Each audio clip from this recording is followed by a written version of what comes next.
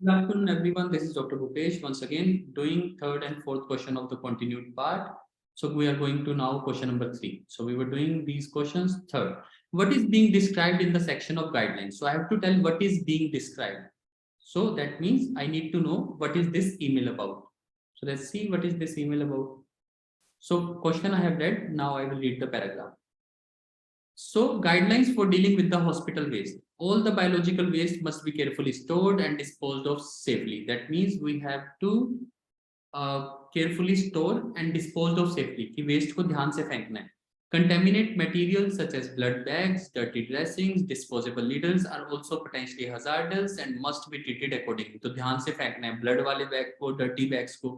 If the biological waste and contaminated materials are not disposed of properly, staff and members of the community could be exposed to infectious material and can become infected. तो मतलब staff भी और बाकी लोग भी infect हो सकते हैं community में. तो प्लीज इन्फेक्शन से बचाना है. It is essential for the hospital to have the protocols for dealing the biological waste and contaminated materials. So hospital के लिए it is necessary, this word is necessary for the hospital to have protocols. तो hospital के पास protocol होने चाहिए. Protocol means guidelines. तो hospital की particular guidelines होनी चाहिए, पर्टिकुलर मेथड्स होने चाहिए फॉर बायोलॉजिकल वेस्ट. तो ओवरऑल ये टॉपिक चल रहा है कि बायोलॉजिकल वेस्ट को डिस्पोज ऑफ ध्यान से करना है. All staff must be familiar with all of them. The disposal of the hazardous material is time consuming and expensive. जो इसका डिस्पोजल है वो टाइम कंज्यूमिंग है और एक्सपेंसिव भी है. तो ये ध्यान रखना है कि जो इसका डिस्पोजल है टाइम कंज्यूमिंग भी एक्सपेंसिव है. So it is important to separate out the non contaminated waste such as paper, packaging and non sterile. तो मतलब उन दोनों को सेपरेट करना जरूरी है, जो कंटेमिनेटेड है और नॉन कंटेमिनेटेड है. Make separate disposable containers available where waste is created so that staff can sort out the waste as it is being discarded. तो दोनों को अलग-अलग करना है, contaminated को, non contaminated को. तो देखते हैं अभी टॉपिक इसके बारे में. चेंजेस. तो मेरे को again elimination method. So I will pick up my elimination method, elimination weapon that is cross. तो ये मेरे को बताता है कि मेरे को ऐसा सोचना है. I need to think in a cross way, in a wrong way. Changes in the procedure. यहाँ पे कहीं पे भी चेंज नहीं करें. आउट. बेस्ट प्रैक्टिस प्रोसीजर हो सकता है क्योंकि प्रैक्टिस प्रोसीजर तो बताया है, पर बेस्ट वर्ड नहीं दिया. तो शायद exception to the procedure. Exception word कहीं पे यूज किया है? Have we seen exception word? Except, except, except, except. There is no except. तो these two words can be easily eliminated. और बी का फिर भी चांस है क्योंकि ये ओवरऑल मेथड बता रहा है कि वेस्ट नहीं करना, ऐसा नहीं करना, वैसा नहीं करना. सो it is telling about the best practice procedure. तो जो ज्यादा एलिमिनेट आसानी से हो रहे हैं, चेंजेस वर्ड बिल्कुल नहीं दिया है, एक्सेप्शन वर्ड बिल्कुल नहीं दिया है. So the option I am left up with is B. So that is how you do easy fast. बिल्कुल जो क्वेश्चन आपको समझ आता है बस वही करना है. उसके बाद देखो पेपर में है तो फटाफट फोर्थ क्वेश्चन पे चलते हैं. चलिए फोर्थ क्वेश्चन पे आ गए हैं. Fourth question says what when is it acceptable for a health professional to pass on confidential information. तो जो हेल्थ प्रोफेशनल है, सपोज हम डॉक्टर्स और nurses, when can we pass the confidential information. तो हम कॉन्फिडेंशियल इंफॉर्मेशन कब पास कर सकते हैं? देखते हैं. where patient confident, where a patient objects to information being shared with other health professionals involved in their care, you should explain how disclosure would benefit the continuity and quality of care. तो इनको ना छोटे छोटे words को लिखना चाहिए. अगर patient कहता है नो, देखिए मेरे वर्ड्स, ये मैं क्वेश्चन पेपर में, फाइनल पेपर में भी लिख सकता हूँ. पेशेंट कहता है नो, पेंसिल से छोटा छोटा. पेशेंट कहता है नो, लेकिन फिर हमें पेशेंट को समझाना है, मेक हिम अंडरस्टैंड. ठीक है. If their decision has implication for the proposed treatment, it will be necessary to inform the patient of this. अगर उससे कोई नुकसान हो रहा है, कोई implication, कोई अफेक्ट पड़ रहा है, implication का मतलब अफेक्ट होता है, तो कोई अफेक्ट पड़ना है तो उसको बताना है. Ultimately, if they refuse, अगर पेशेंट रिफ्यूज कर देता है तो रिस्पेक्ट देयर विशेस. तो पेशेंट की विशेस को रिस्पेक्ट करना है पक्का, यानी उसको फॉलो करना है. सो पेशेंट ने अगर मना कर दिया तो नहीं देनी इंफॉर्मेशन दूसरे डॉक्टर को. Ultimately even if it means for the reason of safety you must limit your treatment options.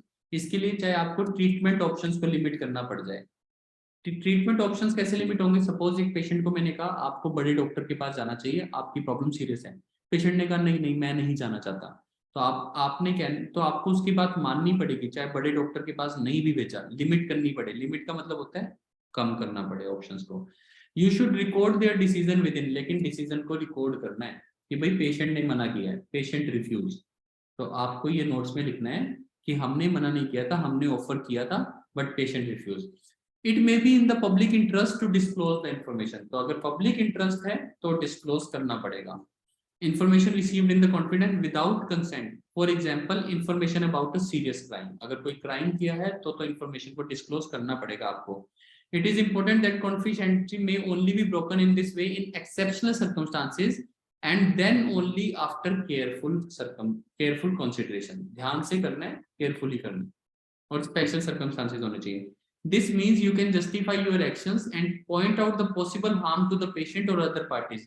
तो इस टाइम पे इसका मतलब ये है कि आप अपने एक्शंस को जस्टिफाई कर सकते हो कि अगर मैं ये इंफॉर्मेशन डिस्क्लोज नहीं करती या नहीं करता तो पॉसिबल हार्म होता पेशेंट को भी और अदर पार्टीज को भी, अगर मैं ये इंफॉर्मेशन को डिस्क्लोज नहीं करता। तो मतलब आपका डिस्क्लोजर का रीजन क्या होना चाहिए कि अगर आप डिस्क्लोजर नहीं करते it could have harmed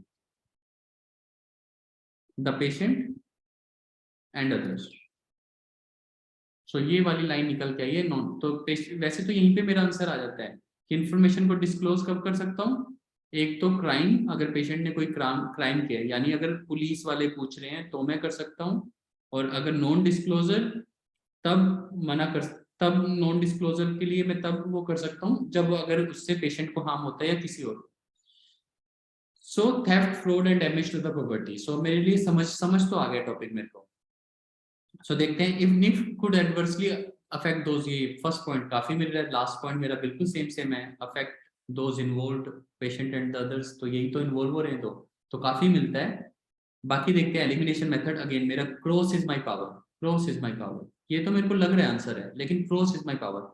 if the patients treatment might otherwise be compromise, अगर पेशेंट की ट्रीटमेंट कॉम्प्रोमाइज होती है तो भी मैं हेल्थ कॉन्फिडेंशियल इंफॉर्मेशन पास नहीं कर सकता अगर पेशेंट ने कंसेंट नहीं दी। तो ये टॉपिक था कि अगर पेशेंट रिफ्यूज कर देता है तो मैं नहीं करूंगा। तो if the patients treatment might otherwise be compromise, तो कॉम्प्रोमाइज होती है तो हो जाए, क्योंकि पेशेंट अगर मना कर रहा है तो मैं नहीं दे सकता। इसने मेरे से क्वेश्चन क्या पूछा है, हेल्थ प्रोफेशनल को कॉन्फिडेंशियल इंफॉर्मेशन पास करने का हक कब है, कब है, जब नॉन डिस्क्लोजर वाली बात, और अगर ट्रीटमेंट अदरवाइज भी कॉम्प्रोमाइज, लेकिन उसने कहा अगर ट्रीटमेंट कॉम्प्रोमाइज भी हो जाए, अगर लिमिट भी हो जाए, कॉम्प्रोमाइज का मतलब लिमिट है, तो कॉम्प्रोमाइज भी हो जाए तब भी वो दे सकता है। If health professional would otherwise भी ब्रेकिंग द लॉ, अगर हेल्थ प्रोफेशनल लॉ ब्रेक कर रहे हैं, यहाँ पे पूरे टॉपिक में ये क्या कहा गया है कि अगर पेशेंट लॉ ब्रेक कर रहा है, अगर वो क्राइम कर रहा है तो हम उसकी इंफॉर्मेशन दे सकते हैं। ये जो सेंटेंस है ना, ये सेंटेंस ही रॉन्ग है। If the health professional be breaking the law, health professional law break कर रहा है ऐसी तो कोई बात ही नहीं, अगर पेशेंट लॉ ब्रेक कर रहा है तो बताना है। सो यहाँ पे वो आपको ट्रिक कर गया, तो ये अगर आपने गलती से किया है तो प्लीज इस सेंटेंस को अच्छे से पढ़ो। Health professional breaking the law, health professional कोई लॉ ब्रेक नहीं कर रहा, पेशेंट अगर लॉ ब्रेक कर रहा है तो आप दे सकते हो। तो आपके पास ऑप्शन ही सिर्फ ए बचता था। ये क्वेश्चन थोड़ा डिफिकल्ट है पेपर में करने को, क्योंकि इसकी वर्डिंग थोड़ी मुश्किल है। तो ऐसे क्वेश्चन को मैं आपको कहता हूँ, अगर आपको तंग कर रहा है पेपर में, do not do it in the first round. ये वो क्वेश्चन है जो मैं आपको कह रहा हूँ कि आपको फर्स्ट राउंड में नहीं करना चाहिए। So this is doctor Bhupesh from doctor BKM Institutes, and now we will jump on to the next two questions, but stopping the recording for now. Thank you.